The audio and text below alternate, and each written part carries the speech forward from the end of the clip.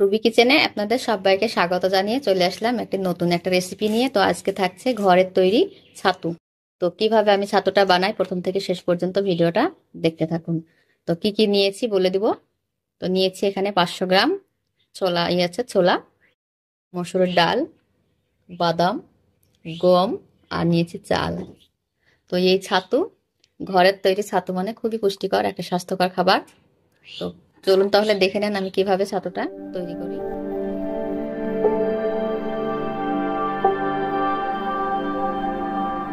তো আমি সবগুলোকে ভেজে নেব। তো চলুন তাহলে।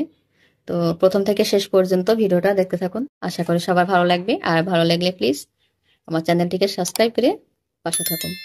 তো চলুন তাহলে শুরু করি। উনুনটা জেলে দিয়েছি, কড়াইটা বসিয়ে দিয়েছি। তো এবার আমি প্রথমে চালগুলোকে ভেজে নেব। তো কড়াইতে দিয়ে দেব চাল, অল্প করে দেব, অর্ধেকটা। দুবারে ভাজতে হবে,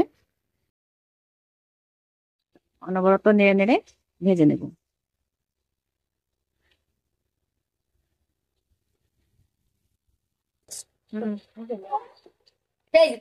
চালগুলো ভালো করে ভেজে নিয়েছি, দেখুন কতটা সুন্দর হয়ে ভাজা হয়েছে। তো আমি এবার নামিয়ে নেব।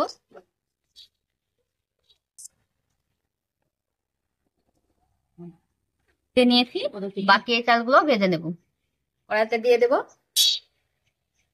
ভালো করে ভেজে নেব। দেখুন চালগুলো কতটা সুন্দরভাবে ফুটে ফুটে হচ্ছে, ভাজা হচ্ছে।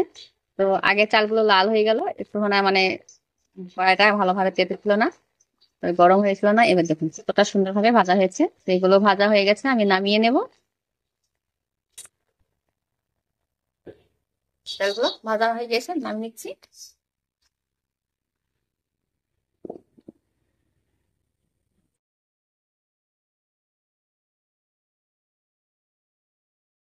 এবার ভেজে নেব মসুরের ডাল। হালকা করে ভাজতে হবে মসুরের ডালটাকে, খুব ভালো করে ভাজবো না। মসুরের ডালটা হালকা করে ভেজে নিয়েছি, আর ভাজবো না, এভাবে কালারটা চেঞ্জ হলে হয়ে যাবে। এটা নামিয়ে নেব।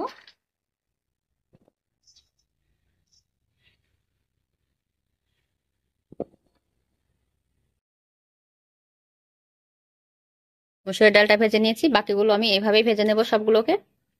এবার দিয়ে দেবো কড়াইতে গম, গমগুলোকে ভেজে নেব।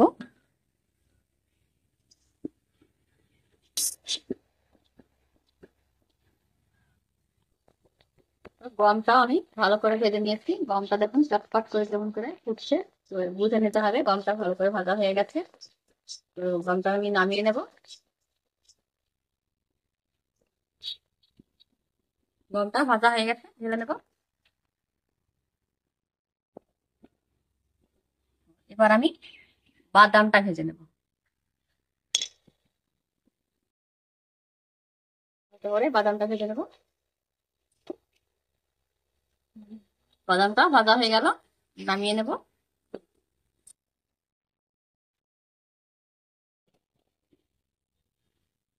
বাদামটা ভেজে নিয়েছি, এবার আমি ভেজে নেব ছোলা। ছোলাটা ভেজে নেব। ছোলাগুলো ভাজা হয়ে গেছে। তো আমার সব ছাতুগুলো ভাজা হয়ে গেছে। তো আমি এগুলোকে একটু ঠান্ডা করে মিক্সিতে গুঁড়ো করে নেব। তো একটু ঠান্ডা করে ফিরে আসছি। তো চাল ডাল এগুলো ভেজে আমি ঠান্ডা করে নিয়েছি, ঠান্ডা করে আমি এবার মিক্সিতে গুঁড়ো করে নেব। তো মিক্সি নিয়ে নিয়েছি,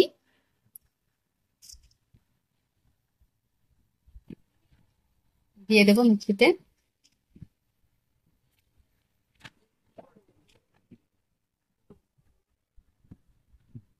এবার আমি পেস্ট করে নিচ্ছি।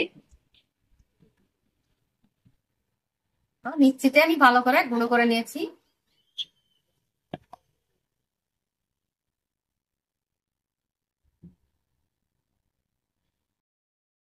এই যে এইভাবে একবারে পাতলা করে গুঁড়ো করে নিয়েছি। তো বাড়িতে থাকা উপকরণ দিয়েই খুব সহজেই হরলিক্স দিয়ে ছাতুটা হয়ে যায়।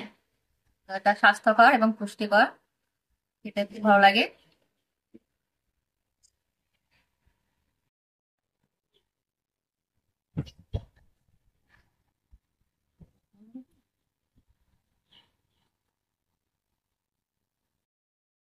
তো এক থালা হয়েছে ছাতুটা, দেখুন কতটা সুন্দরভাবে হয়েছে, একদম মিহি।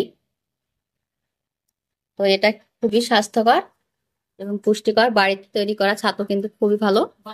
তো এভাবে একবার বাড়িতে বানান। আর আজকের এই ছোট্ট ভিডিওটি আপনাদের কেমন লেগেছে অবশ্যই বলবেন।